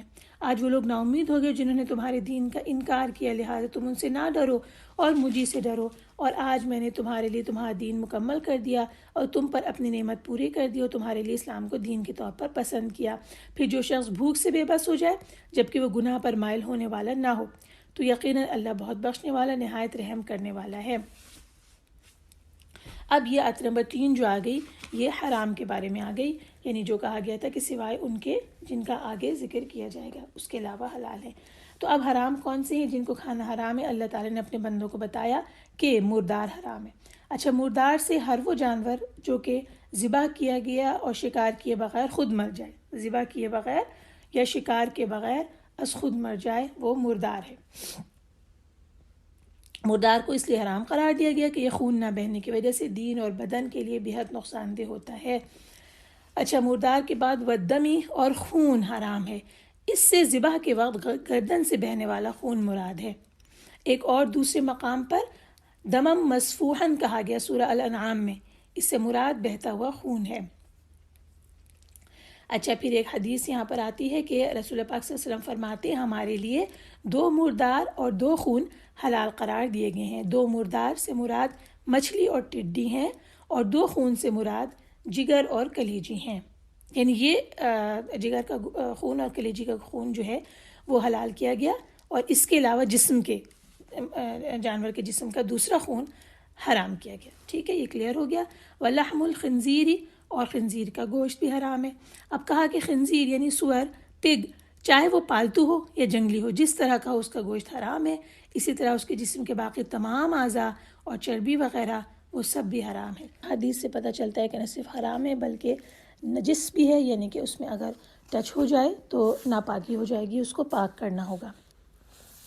اس کے بعد وما اہل لغیر اللہ بھی، اور جس پر اللہ کے سوا کسی اور کا نام لیا جائے، یعنی جو چیز بھی ذبح کی جائے اس پر اللہ کے سوا کسی اور کا نام لیا جائے گا تو وہ حرام ہو جائے گی، اس لیے کہ اللہ تعالیٰ نے اس بات کو واجب قرار دیا ہے کہ اس کی پیدا کردہ چیزوں کو اس کے عظیم نام سے ذبح کیا جائے۔ اگر کوئی شخص جانور کے ذبح کرتے ہوئے کسی قسم کا اور بھی نام لے لے، کسی مخلوقات میں سے کسی کا نام لے، تو ساری امت کا اس پہ اجماع ہے کہ وہ جانور حرام ہو جائے گا۔ پھر اس کے بعد آیا کیا حرام ہے؟ والمنخنقۃ، جو گلا گھونٹ کے مر جائے گا، کسی بھی صورت سے گلا گھونٹ کے مر جائے، چاہے رسی سے الجھ کے یا کسی بھی صورت سے۔ پھر اس کے بعد والموقوذۃ، جو چوٹ لگ کر مر جائے۔ اس سے مراد یہ ہے کہ وہ جانور جسے کسی بھاری اور غیر دھار والی چیز سے مارا جائے گا اور اس سے اس کی موت واقع ہو جائے۔ حضرت ابن عباس نے اور دیگر علماء تفسیر نے کہا کہ اس سے مراد وہ جانور ہے جسے کسی لکڑی سے مارا جائے اور اس سے اسے اس قدر چوٹ لگ جائے کہ وہ مر جائے، کسی بھی چیز سے اسے ایسی چوٹ لگ جائے جس سے وہ مر جائے۔ اس کے بعد آیا والمتردیۃ، جو گر کر مر جائے۔ اچھا، اب یہ وہ جانور ہے جو پہاڑ وغیرہ کی چوٹی سے کسی بھی بلندی سے گرا ہو، اور یہ بھی کہا گیا کہ کوئی جانور اگر کنویں میں گر کے مر جائے۔ نطیحۃ، سینگ لگ کے مر جائے، یعنی 2 جانور آپس میں لڑائی ہوں اور سینگ لگ کے مر جائے۔ اور اس کے بعد وما اکل السبع، اور وہ جانور بھی حرام ہوا جس کو درندے پھاڑ کھائیں، یعنی کہ کوئی بھی شیر، چیتا، بھیڑیا، کتا وغیرہ حملہ کرے اور اس میں سے کسی حصے کو کھا لے، اور یہ جانور بھی حرام ہو گیا۔ اس کے بعد استثناء آیا، یعنی ایکسیپشن، الا ما ذکیتم، مگر جس کو مرنے سے پہلے تم ذبح کر لو۔ کہہ رہے ہیں تفسیر میں کہ اس سے مراد وہ جانور ہے جو مر رہا ہو مگر ابھی تک اس میں زندگی موجود ہو، تو اس صورت میں اگر اسے پا لیا آپ نے اور اسے ذبح کر لیا اسلامی طریقے سے تو وہ مذبح ہوگا، یعنی پہلے کسی جانور نے اس کو پکڑ لیا تھا، ابھی وہ مرا نہیں تھا، یا جانور کے علاوہ گلا گھونٹ کر یا چوٹ کھا کر یا گر کر یا سینگ لگ کر وغیرہ وغیرہ صورتحال میں سے کوئی اس کے ساتھ ہوئی تھی، لیکن اس کے مرنے سے پہلے انسان کے ہاتھوں میں لگا اور انسان نے اس کو ذبح کر لیا۔ یہاں کہہ رہے ہیں کہ حضرت ابن عباس فرما رہے ہیں کہ ان جانوروں میں سے جن میں ابھی روح موجود ہو اور تم ان کو ذبح کر لو تو ان کو کھانا حلال ہے۔ پھر وہ جانور بھی حرام ہے جو ذبح کیا جائے علن نصبی۔ نصبی کیا تھے؟ کہتے ہیں کہ 360 بت تھے، اور زمانے جاہلیت میں لوگ ان کے پاس جانوروں کو جا کر ذبح کرتے تھے اور ان کے خون بیت اللہ کے اگلے حصے پر مل دیا کرتے تھے اور گوشت ٹکڑے ٹکڑے کر کے بتوں کے آگے رکھ دیتے تھے۔ بہرحال اللہ تعالیٰ نے مومنوں کو اس بات سے منع فرمایا اور ایسے ذبیحوں کے کھانے کو بھی حرام قرار دیا، خواہ بتوں کے لیے ذبح کرتے ہوئے ان پر اللہ کا نام کیوں نہ لیا گیا ہو، لیکن کیونکہ بتوں کے لیے ذبح کیا گیا ہے، ظاہر ہے کہ یہ شرک ہے اور اللہ نے اسے حرام قرار دیا ہے۔ اس کے بعد پانسوں سے قسمت معلوم کرنا، یہ کیا چیز تھی؟ یہ پڑھتے ہیں جس اللہ نے حرام قرار دیا۔ زمانے جاہلیت میں لوگ پانسوں سے قسمت معلوم کرتے تھے، اور اس طرح کہ ان کے پاس 3 تیر ہوتے تھے، ایک پر لکھا ہوتا تھا افعل یعنی کر لو، دوسرے پہ لکھا ہوتا تھا لا تفعل نہ کرو، اور تیسرے پہ کچھ لکھا نہیں ہوتا تھا، وہ خالی ہوتا تھا۔ اور پھر اس کے بعد اسے فضا میں اچھالتے تھے یا پھینکتے تھے، جو تیر اوپر آ جاتا تھا اور جو اس میں لکھا ہوا ہوتا تھا اسی کے مطابق کرتے تھے، اور اگر خالی تیر اوپر آ جاتا تھا تو وہ یہی والا عمل دوبارہ دہراتے تھے. یعنی یہ کچھ اس قسم کی کوئی بھی چیز جس سے کہ اپنے فیوچر کو معلوم کر کے کیا جائے اس کو وہ حرام قرار دے دی گئی. اور اس طرح کے گیمز بھی آج کل کے زمانے میں ہیں تو وہ بھی اسی حکم کے اندر آ جائیں گے. اور اللہ تعالیٰ نے اس تمام چیزوں کے بجائے ہمیں ایک بہت پیاری چیز سکھائی. بخاری کی حدیث ہے، حضرت جابر ابن عبداللہ کی روایت کو بیان کیا گیا کہ تمام امور اور معاملات کے بارے میں رسول اللہ صلی اللہ علیہ وسلم ہمیں استخارہ اسی طرح سکھایا کرتے تھے جیسے کہ آپ ہمیں قرآن مجید کی صورت تعلیم فرمایا کرتے تھے. پھر پوری استخارے کی دعا انہوں نے بتائی ہے کہ اگر حدیث ہے کہ اگر تم میں سے کسی کو کوئی اہم معاملہ درپیش ہو تو اس کو چاہیے کہ 2 رکعت ادا کرے اور پھر یہ کہے، اور پوری استخارے کی دعا سکھائی گئی ہے. تو اللہ تعالیٰ نے ان تمام چیزوں کے بجائے 500 اور تیروں اور ان سے اپنے قسمت معلوم کرنے کے بجائے کہ کیا کریں کیا نہ کریں، اہم امور کے بارے میں استخارہ کرنا سکھایا. اس کے بعد آیت کا وہ ٹکڑا آیا کہ جس کے بارے میں ایک یہودی نے حضرت عمر بن خطاب کی خدمت میں حاضر ہو کر عرض کیا تھا کہ امیر المومنین، آپ اپنی کتاب میں ایک ایسی آیت پڑھتے ہیں کہ اگر ہم یہودیوں کی کتاب میں یہ آیت نازل ہوئی ہوتی تو ہم اس کے نزول کے دن کو عید کا دن بنا لیتے. فرمایا کون سی آیت ہے؟ اس نے کہا الیوم اکملت لکم دینکم واتممت علیکم نعمتی. یہ سن کر حضرت عمر نے فرمایا اللہ کی قسم میں اس دن کو جانتا ہوں جس میں یہ آیت رسول اللہ صلی اللہ علیہ وسلم پر نازل ہوئی تھی، اور میں اس وقت کو بھی جانتا ہوں جب یہ رسول اللہ صلی اللہ علیہ وسلم پر نازل ہوئی تھی. وقت عرفے کی شام کا تھا اور دن جمعہ مبارک کا تھا، یعنی کہ ہماری تو اس دن عید ہی تھی، یعنی 2 عیدیں تھیں، ایک تو یہ کہ جمعہ کا دن تھا اور دوسرا یہ کہ یوم عرفہ تھا. تو اتنی بڑی اتنی عظیم یہ آیت ہے جو کہ نازل ہوئی کہ آج میں نے تمہارے لیے تمہارا دین مکمل کر دیا اور تم پر اپنی نعمت پوری کر دی اور تمہارے لیے اسلام کو دین کے طور پر پسند کر لیا. اس امت پر اللہ تعالیٰ کی یہ سب سے بڑی اور عظیم و شان نعمت ہے کہ اس نے ان کے لیے ان کے دین کو کامل کر دیا ہے، مکمل کر دیا ہے. اب انہیں اسلام کے سوا کسی اور دین کی ضرورت نہیں ہے اور نبی صلی اللہ علیہ وسلم کے سوا کسی اور نبی کی ضرورت نہیں ہے. یہی وجہ کہ اللہ تعالیٰ نے آپ کو خاتم الانبیاء بنا کر قیامت تک کے جنوں اور انسانوں کے لیے مبعوث فرما دیا. اب وہ حلال ہے جسے آپ حلال قرار دیں، اب وہ حرام ہے جسے آپ حرام کہہ دیں. دین وہ ہے جو آپ پیش فرمائیں اور آپ جو بھی فرمائیں وہ حق اور سچ ہے. اب اس میں کسی جھوٹ کا، کسی شک کا ذرا سا بھی تصور نہیں کیا جا سکتا ہے. تو یہ تمام، اور اگر کوئی شخص اس کے بعد دین کے اندر کوئی تحریف یا دین کے اندر کوئی نئی چیز یا کوئی چیز کی کمی کرنا چاہے، کوئی نئی چیز کا اضافہ کرنا چاہے تو وہ پھر بدعت ہوگی اور وہ گمراہی اور ضلالت ہوگی. ان تمام حرام اشیاء کے اور جانوروں کے بتانے کے بعد یہ بتا دیا گیا کہ فَمَنِ اضْطُرَّ فِي مَخْمَصَةٍ غَيْرَ مُتَجَانِفٍ لِإِثْمٍ، جو شخص اضطرار میں دوچار ہو جائے، یعنی کہ اس صورت میں ہمیں حرام کھانے کی اجازت ہوگی جب کہ اوپر اضطرار کی کیفیت طاری ہو جائے گی. 2 شرطیں ہیں اس کے لیے. ایک تو یہ کہ وہ حرام اتنا ہی حد تک کھائے گا، صرف اتنا ہی کھائے گا جتنا کہ اس کی ضرورت ہے، اس سے زیادہ نہیں. اور دوسری اس کی شرط یہ ہے کہ غیر متجانف لِإِثْمٍ، یعنی اللہ کی نافرمانی کا ارتکاب کرنے کا ارادہ اس کے دل میں بالکل نہ ہو، بلکہ وہ کراہیت کے ساتھ اس کو اتنا کھا لے جتنا زندگی بچانے کے لیے ضرورت ہے. اب 4 اور 5 آیت میں آتے ہیں کہ اب یہاں پر حلال چیزیں بیان کر دی گئی ہیں. اے نبی، لوگ آپ سے پوچھتے ہیں کہ ان کے لیے کیا کیا چیزیں حلال کی گئی ہیں. کہہ دیجئے تمہارے لیے تمام پاکیزہ چیزیں حلال کی گئی ہیں اور ان شکاری جانوروں کا کیا ہوا شکار جنہیں تم سدھا لیتے ہو، اللہ نے تمہیں جو سکھایا ہے اس کے مطابق تم انہیں سکھاتے ہو. تو وہ جس شکار کو تمہارے لیے پکڑ رکھیں اس پر اللہ کا نام پڑھو اور اس میں سے کھاؤ اور اللہ سے ڈرتے رہو، بے شک اللہ جلد حساب لینے والا ہے. آج تمہارے لیے پاکیزہ چیزیں حلال کی گئی ہیں اور اہل کتاب کا کھانا تمہارے لیے حلال ہے اور تمہارا کھانا ان کے لیے حلال ہے. اور تمہارے لیے پاک دامن مسلمان عورتیں اور ان لوگوں کی پاک دامن عورتیں حلال ہیں جنہیں تم سے پہلے کتاب دی گئی، جبکہ تم انہیں ان کے مہر دے دو. نیز انہیں نکاح کی قید میں لانے والے بنو، نہ کہ بدکاری کرنے والے اور نہ چھپی آشنائی رکھنے والے. اور جو ایمان سے انکار کرے گا تو اس کا عمل یقیناً برباد ہو گیا اور وہ آخرت میں نقصان اٹھانے والوں میں سے ہوگا. اچھا، ابتداً یہ آیا کہ وہ چیزیں جو طیب ہیں وہ تمہارے لیے حلال ہیں، یعنی کہ پاک. اب طیب کوئی چیز کا کیسے تعین ہوگا کہ وہ طیب ہے؟ تو تفہیم القرآن میں اس بارے میں 2 کرائٹیریا لکھے گئے ہیں. ایک تو یہ کہ شریعت کے اصول کے تحت اس کو ناپاک قرار نہیں دیا گیا ہے، اسلام نے اسے ناپاک قرار نہیں دیا ہے، تو وہ چیز پاک سمجھی جائے گی۔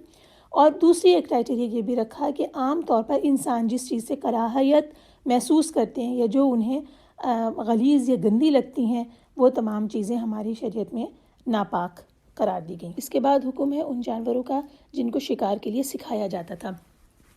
لکھا گیا ہے کہ شکاری جانور کتے بھی ہوتے تھے یا بڑے والے پرندے ہوتے تھے جو کہ جا کر شکار کو پکڑتے تھے، تو یہ حکم آیا کہ ان کو اللہ کا نام لے کر چھوڑ دو، تو جس شکار کو وہ پکڑیں گے وہ تمہارے لیے حلال ہوگا۔ اس کے بعد اہل کتاب کے ذبیحہ حلال ہونے کے بارے میں آیا۔ حضرت ابن عباس اور دیگر بہت سارے مفسرین فرماتے ہیں کہ یہاں کھانے سے مراد اہل کتاب کے ذبیحے ہیں، اور اس بات پر تمام علماء کا اجماع ہے کہ اہل کتاب کے ذبیحے مسلمانوں کے لیے حلال ہیں، کیونکہ وہ بھی عقیدہ رکھتے ہیں کہ غیر اللہ کے نام پہ ذبح کرنا حرام ہے، اس لیے وہ بھی اپنے ذبیحوں پر اللہ ہی کا نام لیتے ہیں۔ اہل کتاب کے ذبیحے میں موجودہ دور میں بہت سارے اختلاف رائے پائے جاتے ہیں، اس لیے ہم لوگ تفہیم القرآن میں سے بھی اسے پڑھ لیتے ہیں اور اس بارے میں اپنے ذہن کو مطمئن کر لیتے ہیں۔ کہا گیا کہ تمہارے لیے پاک چیزیں حلال کی گئیں، اس سے معلوم ہوا کہ اگر اہل کتاب پاکی و طہارت کے ان قوانین کی پابندی نہ کریں جو شریعت کے نقطہ نظر سے ضروری ہیں، اس صورت میں یا اگر ان کے کھانے میں حرام چیزیں بھی شامل ہوں، تو ان دونوں صورتوں میں ان کے کھانوں سے یا ان کے ساتھ کھانوں سے پرہیز کرنا چاہیے۔ مثلا اگر وہ اللہ کا نام لیے بغیر کسی جانور کو ذبح کریں یا اس پر اللہ کے سوا کسی اور کا نام لیں تو اسے کھانا ہمارے لیے جائز نہیں ہوگا۔ اگر ذبیحے کے طریقے سے ذبح نہ کریں، جو اصول ہے ذبیحے کا خون کا بہنا، اگر اس طریقے سے ذبح نہ کریں تو پھر جائز نہیں ہوگا۔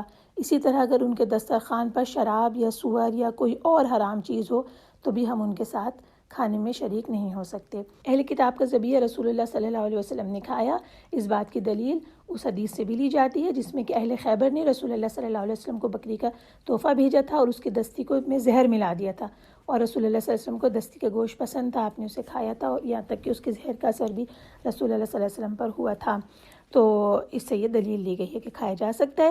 پھر یہ کہا گیا طعامکم حل لہم، تمہارا کھانا ان کے لیے حلال ہے، یعنی تمہارے لیے حلال ہے کہ تم اپنے ذبیحے اہل کتاب کو کھلاؤ۔ صحیح بخاری میں ہمیں یہ حدیث ملتی ہے کہ رسول اللہ صلی اللہ علیہ وسلم کہتے ہیں مومن ہی کو اپنا ساتھی بناؤ اور تمہارا کھانا متقی اور پرہیزگار ہی کھائے۔ تو اب یہاں پر اہل کتاب کو کھانے کی اور ان کے ساتھ مل کر کھانے کی اجازت دی گئی، اور رسول اللہ پاک صلی اللہ علیہ وسلم کا یہ حکم ہے کہ مومن ہی تمہارا کھانا کھائے اور متقی پرہیزگار کھائے۔ اس کے بارے میں تفسیر میں یہ لکھا ہوا ہے کہ فضیلت کی بات یہی ہے کہ متقی پرہیزگار مومن لوگوں کو اپنے کھانے میں شامل کرو، لیکن اس میں منع نہیں کیا گیا کہ اس کے علاوہ کسی کو کھانے میں شامل نہ کرو، لہٰذا اس بات کی اجازت اس میں ہے کہ اہل کتاب کو اپنے کھانے میں شامل کر سکتے ہیں۔ پھر اس کے بعد اہل کتاب عورتوں سے نکاح کی اجازت آئی۔ حضرت ابن عباس سے روایت بیان کرتے ہیں کہ جب یہ آیت وَلَا تَنْكِحُوا الْمُشْرِكَاتِ حَتَّى يُؤْمِنَّ یہ نازل ہوئی تو لوگ ان سے نکاح کرنے سے رک گئے تھے۔ بعد میں یہ والی آیت نازل ہوئی وَالْمُحْصَنَاتُ مِنَ الَّذِينَ أُوتُوا الْكِتَابَ مِنْ قَبْلِكُمْ، اور ان لوگوں کی پاک دامن عورتیں حلال ہیں جنہیں تم سے پہلے کتاب کی گئی تھی۔ تو اس آیت کے بعد اہل کتاب کی عورتوں سے نکاح حلال سمجھا گیا اور ہم نے ان سے نکاح کیا۔ صحابہ کرام میں سے کچھ نے عیسائی عورتوں سے نکاح کیا۔ تو جب اہل کتاب عورتوں سے نکاح کی اجازت آئی تو اس میں دو چیزوں کی شرط آ گئی کہ دو کام کے ساتھ کرو، ایک تو یہ کہ مہر ادا کرو اور دوسرے انہیں نکاح کر کے مضبوط بندھن کے اندر باندھ دو۔ دو چیزوں سے ممانعت آ گئی کہ ایسا نہ کرو کہ غیر مصافحین ولا متخذی اخدان، ایسا نہ ہو کہ کھلی کھلی بے حیائی کرو اور نہ چھپی چھپی دوستیاں کرو۔ یہ دو چیزیں ہیں جو کہ مردوں کے لیے یہاں پر یہ کوالٹی بتائی گئی کہ عورت کے ساتھ مہر دیں اور نکاح کریں گے۔ جو چیز نہیں کرنی ہے، جس کی ممانعت آئی ہے، کھلے کھلے بے حیائی کے کام نہیں کرنے، اور دوسرا چوری چھپے دوستیاں نہیں بنانی ہیں۔ اپنے جوان بچوں اور بچیوں کو، مومن بچوں اور بچیوں کو اس آیت کا مطلب سمجھانا چاہیے، جبکہ آج کے زمانے میں کھلی کھلی بے حیائی کے بھی بہت سارے ذرائع موجود ہوتے ہیں اور چوری چھپے آشنائیوں کے بھی بہت سارے ذرائع موجود ہوتے ہیں۔ اللہ تعالیٰ ان سب سے ہمارے اولادوں کو، ہماری نسلوں کو محفوظ رکھے، آمین۔ آیت نمبر 6 سے لے کر 11 تک کا ترجمہ سنتے ہیں۔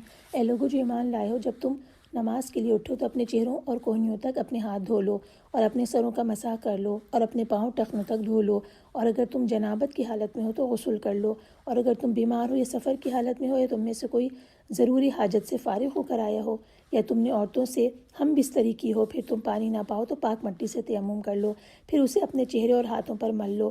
اللہ نہیں چاہتا کہ تمہیں تنگی میں ڈالے، بلکہ وہ چاہتا ہے کہ تمہیں پاک کر دے اور تم پر اپنی نعمت پوری کرے تاکہ تم شکر کرو، اور تم پر اللہ کی جو نعمت ہوئی اسے یاد رکھو، اور وہ عہد بھی یاد رکھو جو تم نے اس کے ساتھ باندھا جب تم نے کہا کہ ہم نے سنا اور اطاعت کی، اور اللہ سے ڈرو، بے شک اللہ سینوں کے راز خوب جانتا ہے۔ اے لوگو جو ایمان لائے ہو، تم اللہ کے لیے حق پر قائم رہنے والے اور انصاف کی گواہی دینے والے بنو، اور کسی قوم کی دشمنی تمہیں اس بات پر آمادہ نہ کرے کہ تم عدل کرو، یہی بات تقوی کے زیادہ قریب ہے، اور اللہ سے ڈرو، بے شک تم جو عمل کرتے ہو اللہ سے خوب آگاہ ہے۔ اللہ نے ان لوگوں سے وعدہ کیا ہے جو ایمان لائے اور انہوں نے نیک عمل کیے، ان کے لیے بخشش اور بہت بڑا اجر ہے، اور جن لوگوں نے کفر کیا اور ہماری آیتوں کو جھٹلایا وہی لوگ دوزخی ہیں۔ اے لوگوں جو ایمان لائے ہو، اللہ نے تم پر جو نعمت نازل کی وہ یاد کرو، جب ایک قوم نے ارادہ کیا کہ تمہاری طرف اپنے ہاتھ بڑھائیں تو اللہ نے انہیں تم پر ہاتھ ڈالنے سے روک دیا، اور اللہ سے ڈرو، اور ایمان والوں کو چاہیے کہ اللہ ہی پر بھروسہ کریں۔ آیت نمبر 6 میں یہ حکم آ رہا ہے کہ صلاۃ کے لیے وضو واجب ہے، اور وضو کر لیں، اور اس کا طریقہ بھی آ رہا ہے، اور جب ناپاکی کی حالت ہو جائے، جنابت کی حالت ہو جائے تو اس کے لیے غسل واجب ہو گیا، غسل کر لیں۔ بیماری اور سفر کی حالت میں ان دونوں میں سے کوئی ایک چیز اگر واجب ہو جائے، یعنی وضو یا غسل، اور پھر پانی میں اثر نہ آئے، یا بیماری ایسی ہو جس میں پانی سے بہت زیادہ خطرہ ہو، اس صورت میں پاک مٹی سے تیمم کرنے کا قصد کر لو، یعنی کہ پھر سے تیمم کے بارے میں آ گیا، اور تیمم کا طریقہ بھی بتا دیا گیا، اور یہ بھی بتا دیا گیا اللہ تعالیٰ تمہیں آسانی دینا چاہتا ہے، تمہیں پاک کرنا چاہتا ہے اللہ تعالیٰ، اور کیوں کہ اپنی نعمت پوری کرے تاکہ تم شکر کرو۔ تو الحمدللہ ہم کہتے ہیں کہ اللہ تعالیٰ نے ہماری شریعت کو اتنا ہمارے لیے آسان کیا ہے۔ وضو کی فضیلت کے بارے میں بہت ساری احادیث ہیں۔ حضرت ابو ہریرہ کی روایت ہے، رسول اللہ صلی اللہ علیہ وسلم فرماتے ہیں، میری امت کے لوگوں کو روز قیامت جب بلایا جائے گا تو وضو کے اثرات کی وجہ سے ان کی پیشانی اور ہاتھ پاؤں چمکتے ہوں گے، تو جسے اپنے چمک دمک کو لمبا کرنے کی استطاعت ہو تو ایسا ضرور کرے۔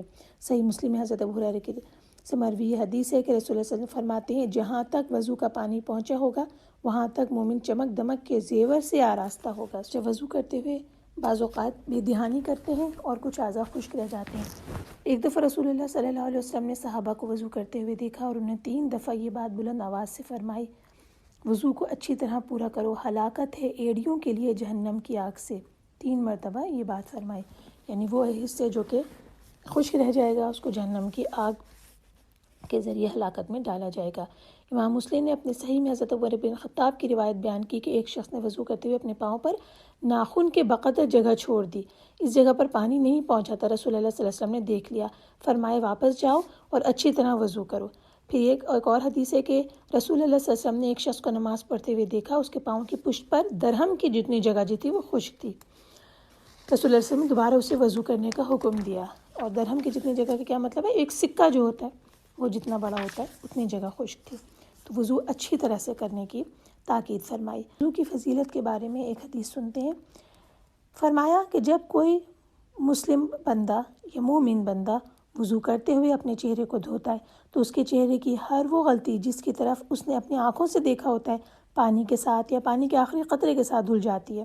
جب وہ اپنے ہاتھوں کو دھوتا ہے تو ہر وہ غلطی جسے اس نے اپنے ہاتھوں سے چھوا ہوتا ہے پانی کے ساتھ یا پانی کے آخری قطرے کے ساتھ دھل جاتی ہے، اور جب وہ اپنے پاؤں دھوتا ہے تو ہر وہ غلطی جس کی طرف اس کے پاؤں چلے ہوں پانی کے ساتھ یا پانی کے آخری قطرے کے ساتھ دھل جاتی ہے، حتیٰ کہ وہ گناہوں سے بالکل پاک صاف ہو جاتا ہے۔ مسلم کی حدیث ہے۔ آیت نمبر 7 میں اللہ تعالیٰ نے اس عہد کو یاد دلایا ہے جو نبی پاک صلی اللہ علیہ وسلم سے ایمان لانے کے بعد کیا گیا ہے، اور اس کو اپنی بڑی نعمت کہا ہے، اور وہ کیا عہد ہے؟ وہ عہد یہ ہے کہ جب تم نے کہا کہ ہم نے سنا اور قبول کیا، وَإِذْ قُلْتُمْ سَمِعْنَا وَأَطَعْنَا، لکھا ہوا ہے کہ یہی وہ بیعت ہوتی تھی جو مسلمان دائرہ اسلام میں داخل ہوتے وقت رسول اللہ صلی اللہ علیہ وسلم کے دست مبارک پر کرتے تھے۔ صحابہ اکرام بیان کرتے ہیں کہ ہم نے رسول اللہ صلی اللہ علیہ وسلم سے یہ بیعت کی تھی کہ ہم اپنی خوشی اور ناخوشی میں، تنگی اور آسانی میں، اور خود پر دوسروں کو ترجیح دیے جانے کی صورت میں بھی بات سنیں گے اور اطاعت بجا لائیں گے، اور صاحب امر لوگوں سے ہم کوئی جھگڑا نہیں کریں گے۔ تو یہ جو سمعنا و اطعنا ہے یہ کوئی چھوٹی چیز نہیں ہے، یہ ایک بہت بڑا عہد ہے جو اسلام لانے کے بعد ایک مسلمان باندھتا ہے اللہ کے ساتھ، نبی پاک صلی اللہ علیہ وسلم کی، اللہ کے رسول کی اور اولو الامر کی اطاعت کے لیے۔ سمعنا و اطعنا، اور اس کے اوپر قائم رہنا، جس طرح سے یہودیوں کو بار بار کہا گیا کہ تم نے عہد کو توڑ دیا، تو مسلمانوں کے لیے یہ تنبیہ ہے کہ اس عہد کے اوپر قائم رہے مرتے دم تک۔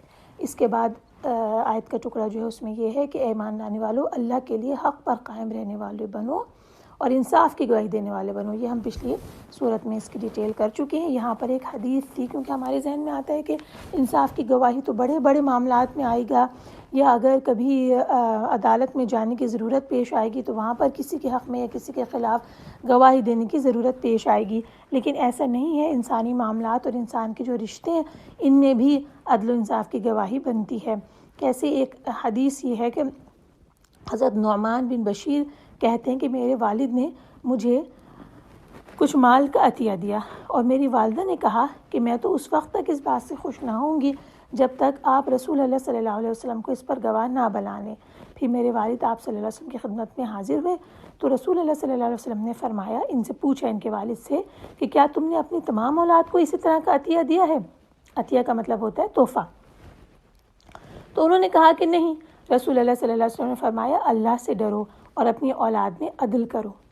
نعمان رضی اللہ عنہ کہتے ہیں کہ پھر میرے والد نے واپس آ کر اپنا جو ہدیہ تھا وہ واپس لے لیا۔ بطور والدین ہمیں اس بات سے ڈرنا چاہیے کہ جب ہم اللہ تعالیٰ کے پاس کھڑے ہوں گے تو اولاد کے معاملے میں انصاف کے بارے میں ہم سے سوال کیا جا سکتا ہے۔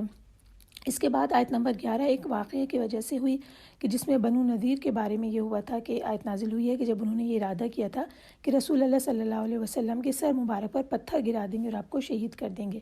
ہوا یہ تھا کہ انہوں نے دھوکے سے رسول اللہ صلی اللہ علیہ وسلم کو بلوایا اور یہ ارادہ تھا کہ رسول اللہ صلی اللہ علیہ وسلم دیوار کے سائے میں بیٹھیں گے اور یہ لوگ آپ کے ارد گرد جمع ہو جائیں گے اور ایک اوپر سے ایک کھڑا ہوا شخص آپ کے اوپر پتھر گرا دے گا۔ اللہ تعالیٰ نے یہودیوں کی اس سازش کو سے آپ صلی اللہ علیہ وسلم کو آگاہ فرما دیا اور رسول اللہ صلی اللہ علیہ وسلم وہاں سے تشریف لے گئے۔ تو اس 11 نمبر آیت میں اللہ تعالیٰ نے اس نعمت کو یاد دلایا ہے، جبکہ اللہ تعالیٰ نے ایک قوم نے ہاتھ بڑھانا چاہا اور اللہ تعالیٰ نے اس ہاتھ کو روک دیا، سبحان اللہ، اور اللہ نے اپنے نبی کی حفاظت فرمائی۔ وآخر دعوانا الحمدللہ رب العالمین۔